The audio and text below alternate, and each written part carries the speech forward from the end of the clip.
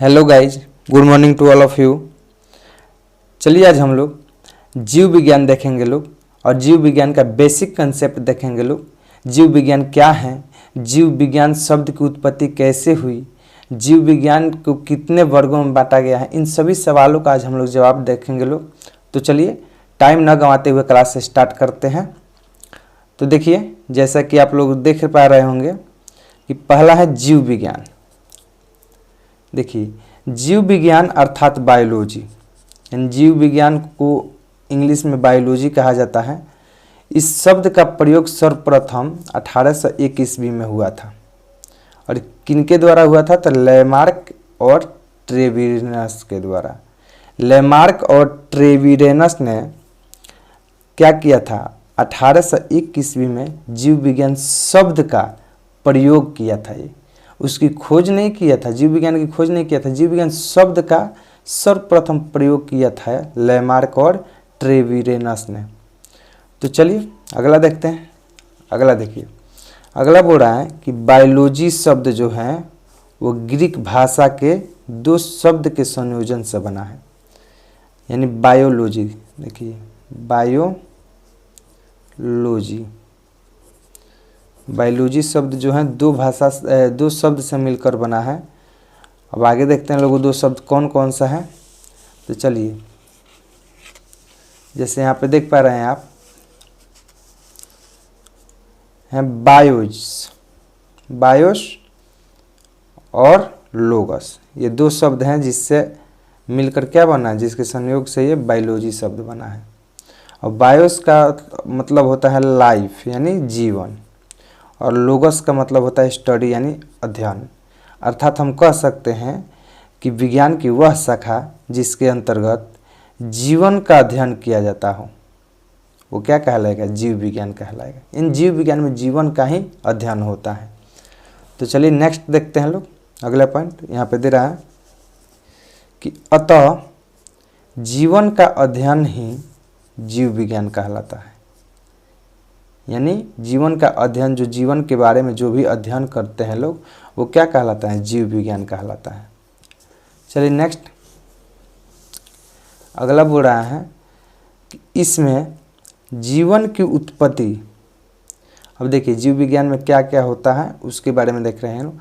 इसमें जीवन की उत्पत्ति, विकास, जीवों की संरचना एवं जीवों का वर्गीकरण का अध्ययन किया जाता है। यानी इसमें जो होता है, जीव का जो उत्पत्ति होता है, उसका विकास होता है, उसकी जो संरचना होती है और उसका जो वर्गीकरण है उसका क्या करते हैं, अध्ययन करते हैं लोग। किसमें, जीव विज्ञान के अंतर्गत। नेक्स्ट बोल रहा है, अगला बोल रहा है कि जीव विज्ञान को दो शाखाओं में विभाजित किया गया है। अब दो शाखा कौन कौन सी हैं इसको देखेंगे लोग थोड़ी देर में। तो जीव विज्ञान को दो शाखाओं में विभाजित किया गया है। तो अभी तक कोई दिक्कत नहीं हुआ होगा इस लेसन को समझने में।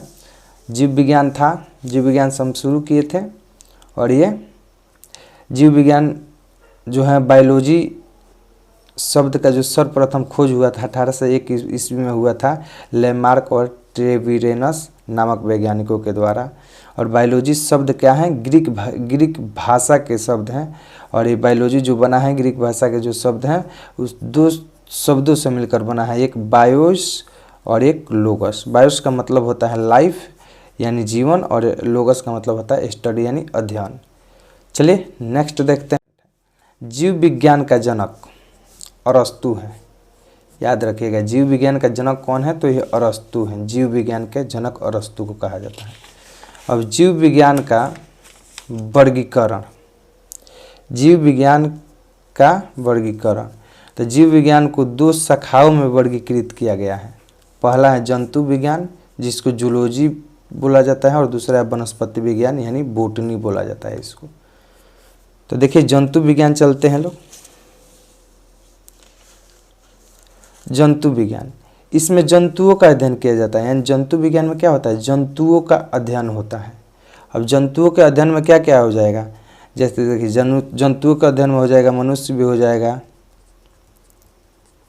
मनुष्य, जंतु या जानवर, मनुष्य, जानवर और भी सारी चीज़ जो जीव हैं वो क्या हो जाएगा, जंतु विज्ञान के अंतर्गत आएगा।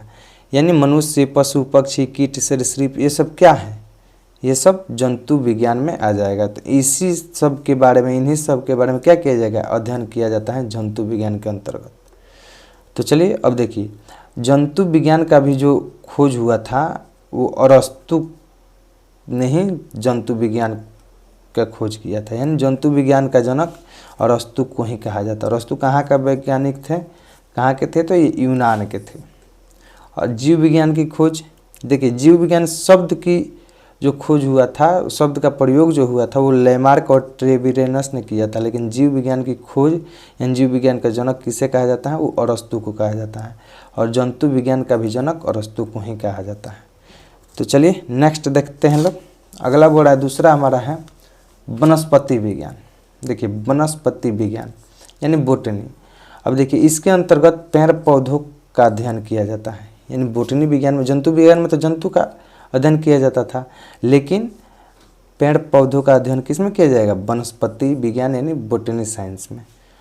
नेक्स्ट बोल रहा है कि वनस्पति विज्ञान का जनक, अब देखिए जीव विज्ञान का जनक मालूम चल गया अरस्तु, जंतु विज्ञान का भी जनक कौन थे, अरस्तु ही थे।